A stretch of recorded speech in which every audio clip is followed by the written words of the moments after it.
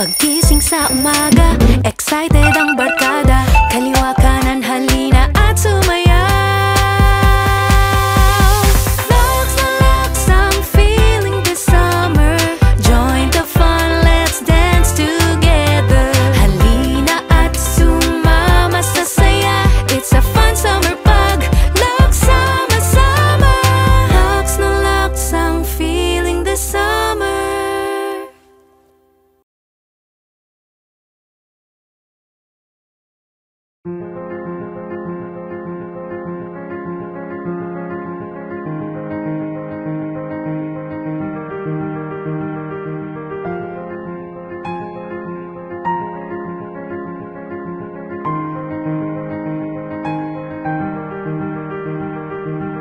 Sa panulat ni Michael Dio,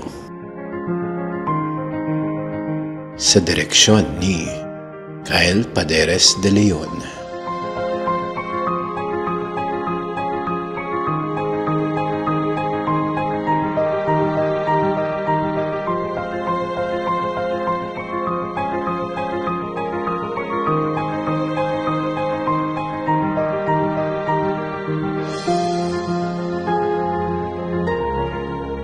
Pabiyahe ka po ba? Isa-isa lang po. Mahina po ang kalaban. Swerte ka talaga. Naku, si tatay, binubuwala na naman ako. Anong pagsubok ang kaya niyang harapin? Sipag at tiyaga at determinasyon. Samahan pa ng pagdadasal. Magtatagumpay din itong negosyo ko. Ano nang mangyayari? Paano?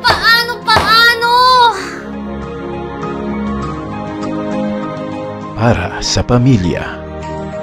Hindi ko na alam ang gagawin. Ipit na tayo. Huwag ka mawala ng pag-asa. Mapaparaan na natin to.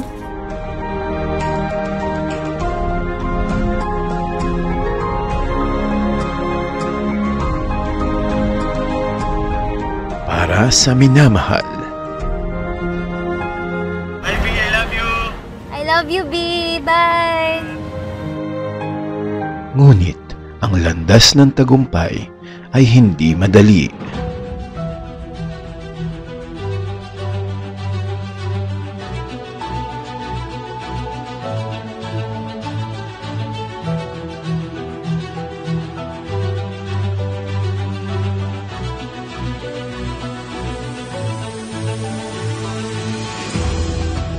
Ikaw, saang landas ka dadalhin ng iyong bawat hakbang?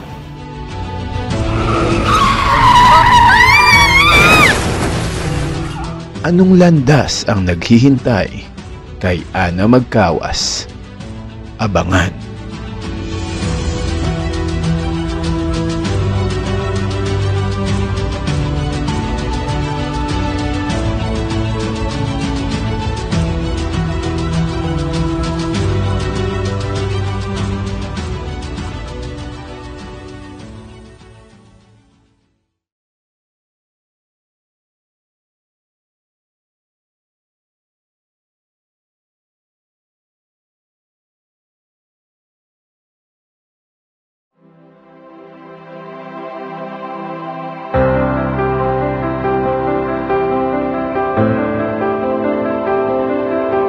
Anong landas ang iyong gustong tahakin?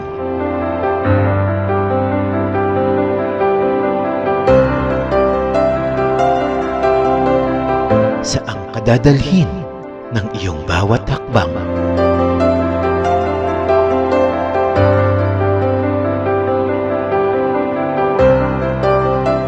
Anong direksyon ng pagsubok ang kaya mong harapin?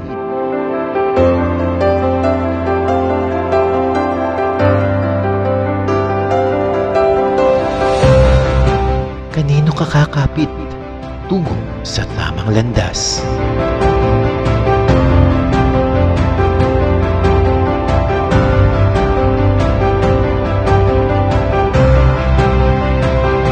Mga tanong na isa lang ang kasagutan, ang iyong sarili.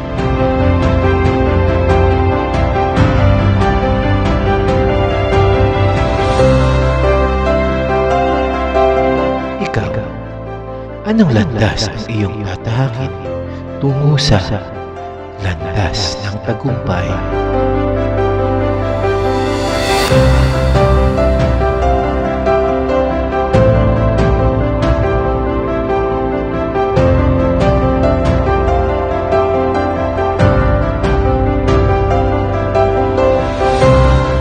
Welcome to Lux Lenten Special 2025, Landas ng Tagumpay, The Ana Maggawa Story.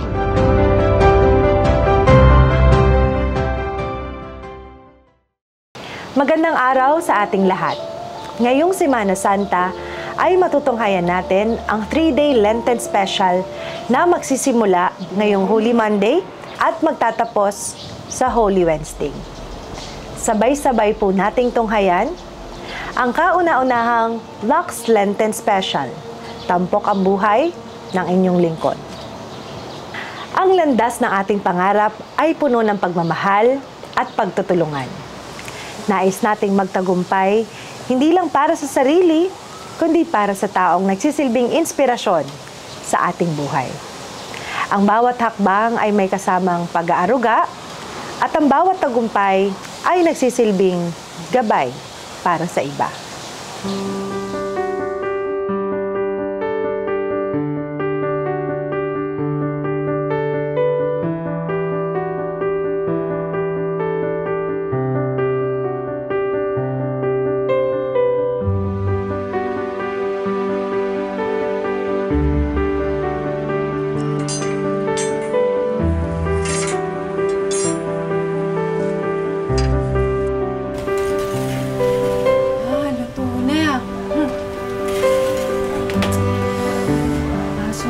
Si AA.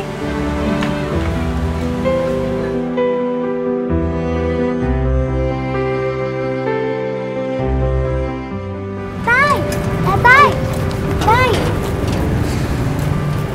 Oh, kamusta? Kamusta kayo? Buti naman po, Ate Esther.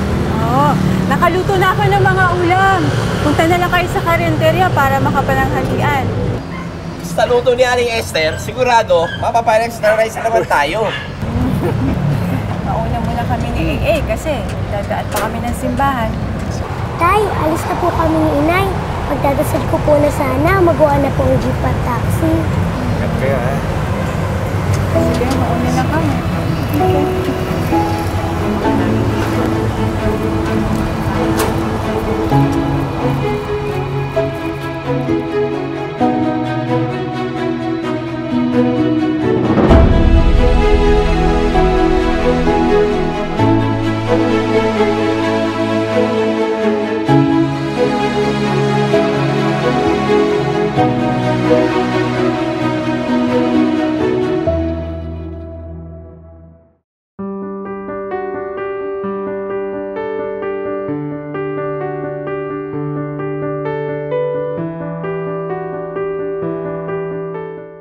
Panginoon, salamat po sa patnubay niyo sa aming pamilya.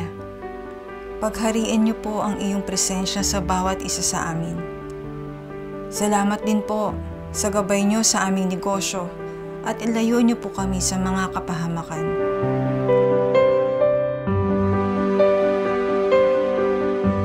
Papa Jesus, salamat po sa lahat ng blessings niyo.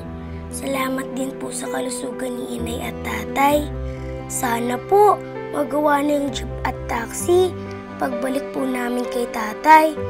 At ilayo niyo po kami magkakapatid sa mga karamdaman. Thank you po. I love you po, Papa Jesus.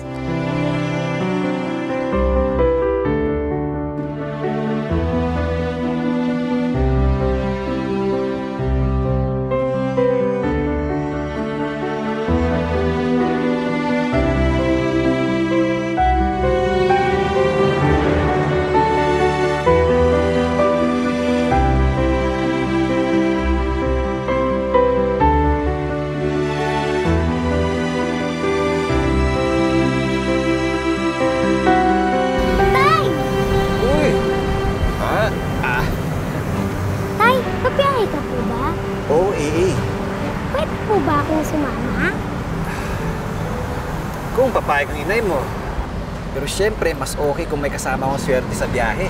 At para mas malaki ang boundary na may bibigay ko sa inay mo mamaya. Oh, sige na nga! Ito talaga si AA. Gustong-gustong sumama sa tatay niya ating babiyahe. Pero dapat, bago magkapunan, nasa bahay na kayo ha. Pagluluto kayo ng masarap na hapunan. Opo, inay. Halika na, para makarami. Sige. Ako muna.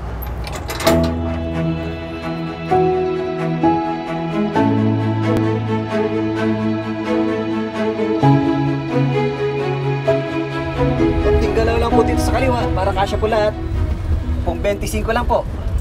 Tay, nakakatuwa naman po. Ang dami nating pasahero. Kaya nga mukhang tama ako. Swerte ka talaga. Naku, si tatay, binubulo na naman ako. Ilan po dito sa 20?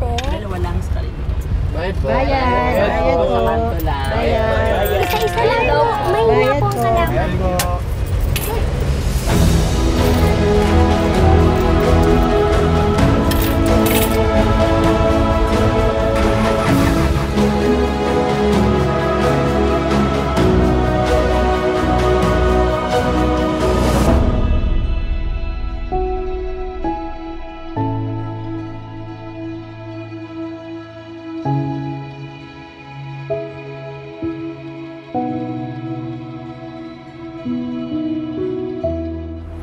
Maganda talaga biyahe natin kanina, AA. Sabi ko na ikaw talaga ang swerte ko. Si tatay talaga, binubulo na naman ako. Ay tatay, alam mo na ba? Ano yun, anak? Nakapagpuno na ang salop, kailangan ng kalusin. Teka lang. Linya yan ng idol ko si FPJ sa pelikulang Kapag Puno na ang Salop. Ay tatay, may bagong pelikula sa FPJ. Ang walang matigas sa tinapay sa mainit na kape. Naku, panoorin natin yan sa Sabado. Kasama ang inay at ang mga kapatid mo. Talaga po, tay? Yay!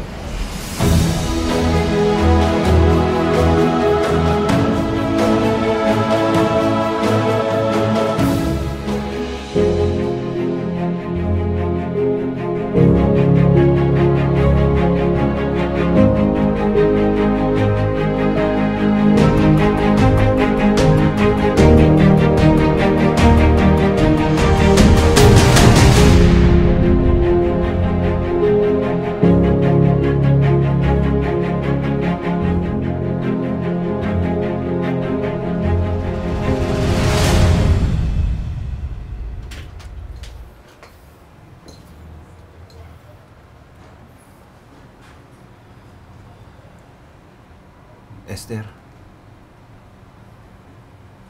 dumaan na naman si Paring Bohet. Huling palugit ng dala. Hindi tayo makakabayad. Hilahin na nila ang mga taxi at jeep natin.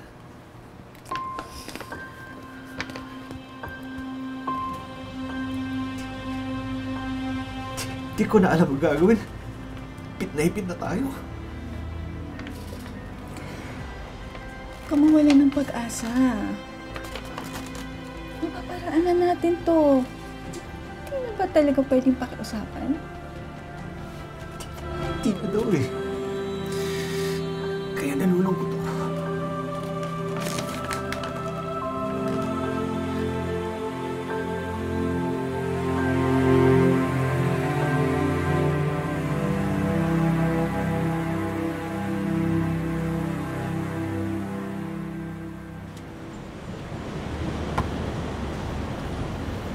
Pasensya na, pre. Kailangan na talaga namin hatakin ng jeep at taxi mo.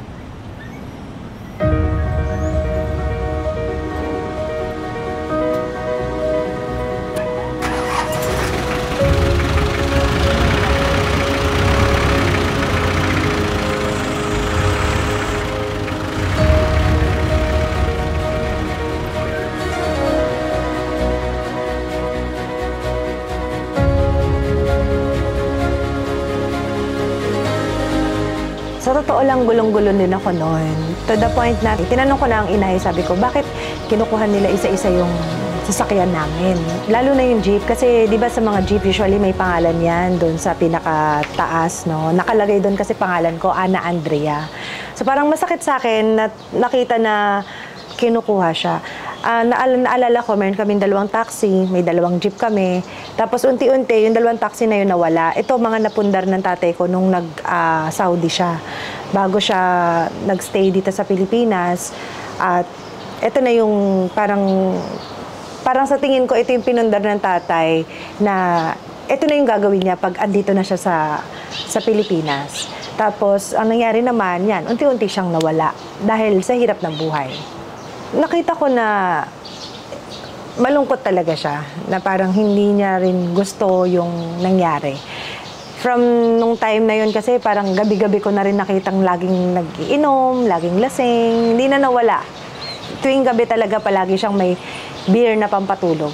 Parang nung time na yun, siguro yung nasa isip ko lang is pagbutihin ko yung pag-aaral ko para dumating yung time na maiahon ko yung pamilya namin sa ganong sitwasyon. Bata pa lang kasi ako, mahilig na akong rumakit-rakit. So, during mga school breaks, nasa probinsya ako, doon nagtitinda ako ng kung ano-ano. So, nung time pa na nabubuhay yung lola ko, nanay edad ang tawag namin sa kanya. Ako yung naglalako ng mga niluluto niyang banana Q, lugaw, mga kakanin, doon sa mga kapitbahay namin sa probinsya.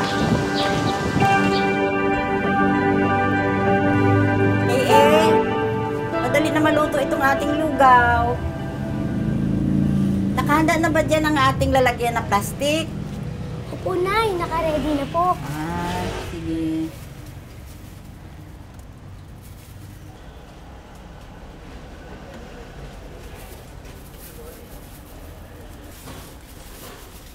Apo, kumain ka muna bago ka umalis. Busog po ako, Nay. Kumain po ako ng pandesal kanina. Alis na po ako para mas maaga po maubos yung mga paninda ko. Sige, Apo. Ingat ka, ha? Sige po, Nay. Una na po ako, ha? Sige. Bye-bye po, Nanay. Ingat. Lugaw! Lugaw po kayo dyan! Bili na po kayo! Lugaw! Pabili po. Isa nga pong lugaw.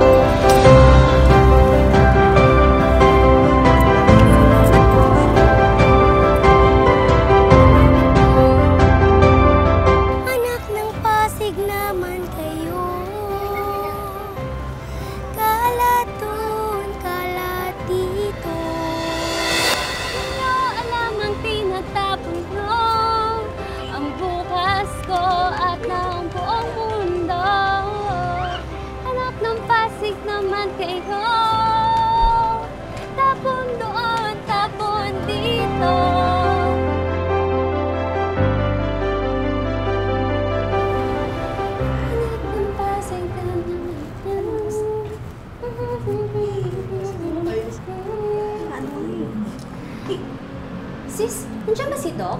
Oo, kaso busy na siya. Busy pa?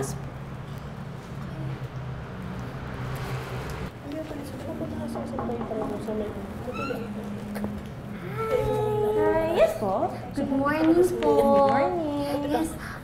Nandiyan po ba si Doc? Oo eh. Kaso busy pa si Doc. Mamaya niya pa kayo makakausap. Ay, ganon. O sige, balik na lang po ako mamaya. Sige, thank you! Thank you!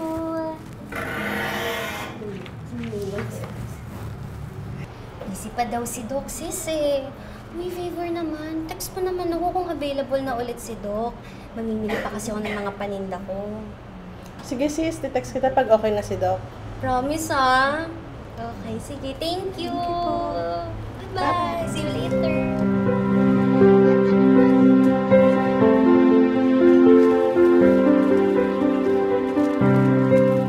Uy, Suki! Nandyan ka na pala. O, ito na yung mga advance order mong school supplies, ha? Ay, Suki! Iba ka talaga! Ay, Suki!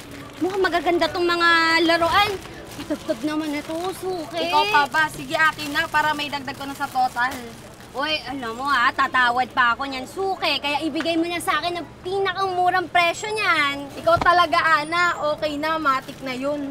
Sige, thank you, Suki ha. I-total mo na lahat yan. Thank you, Suki. Bye, Suki. Sa susunod ulit. Oo, next time.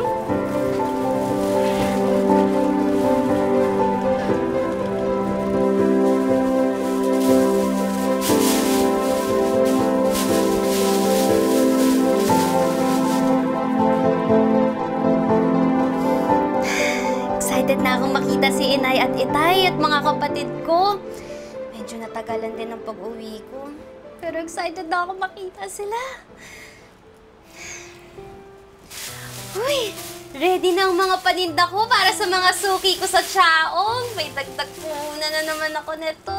Yay! Thank you, Lord!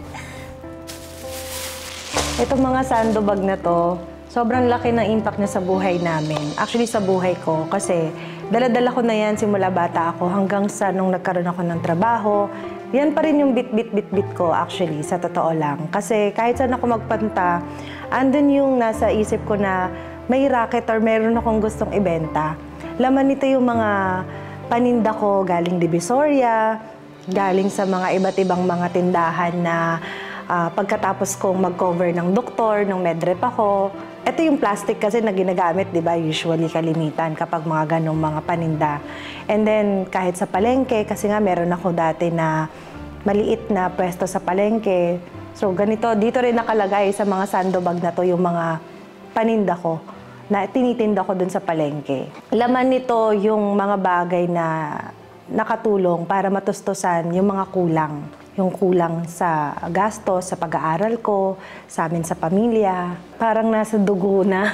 Parang andun na siya. Kasi bata pa lang ako, ayun na, nagbebenta na ako, di ba? Sa mga pinsan ko, kahit 50 centavo lang yung tubo, okay lang sa akin. Masayang-masaya na ako noon. Hanggang sa nung nag-elementary ako, nung nag-high school ako. I remember nung high school ako, meron kaming maliit na parang sari-sari store sa school. And ako yung presidente nung time na yon, nung pagmamanage nung tindahan na yon. And isa rin yun na parang nag-hone sa akin para mapatibay yung parang pagiging utak negosyante. Hanggang sa nung nag-college ako, andyan din syempre dahil nga working student ako, hindi sapat yung baon and kailangan nating tustusan yung mga extra na pag may project sa school. So andun na, nagbebenta pa rin ako kung ano-ano mga direct selling, networking, pinasok ko yan. Kapag weekends, nag-check ako ng mga papers ng estudyante. So madami akong mga pinasok na racket talaga nung time na yon. Actually, sa mga hindi po nakakaalam, si B, yung asawa ko ngayon, ay classmate ko nung high school. And then naging kami nung college. And very supportive siya kasi nung time na ang dami-dami kong racket, kasama ko siya. Nung nasa networking ako, nakaipon ako ng pambili ng motor para magamit ko doon nga sa pagbebenta-benta ko. So kasama ko siya. Siya yung nagda-drive, tapos punta kami kung saan-saang sulok ng mga barabarangay para mag-talk, para magbenta ng kape na binibenta ko that time, tsaka ng mga mushroom na capsule. So very supportive until na nag-graduate na kami. Siya naman nakahanap ng trabaho sa Qatar, tapos ako medrep ako. So nag-ipon muna din talaga kami bago kami magpakasal.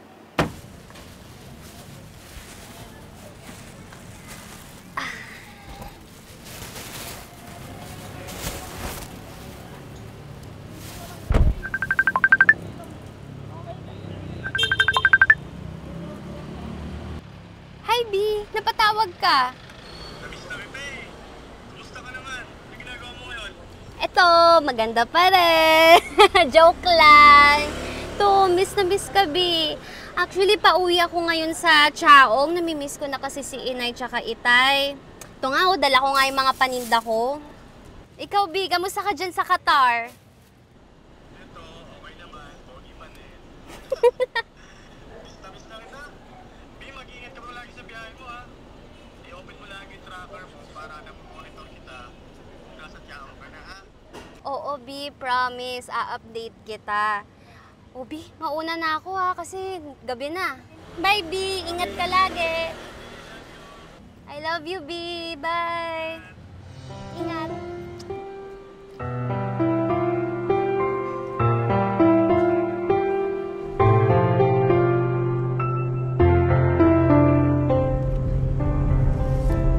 Excited na ako umuwi. Makikita ko na si Inay tsaka si Itay.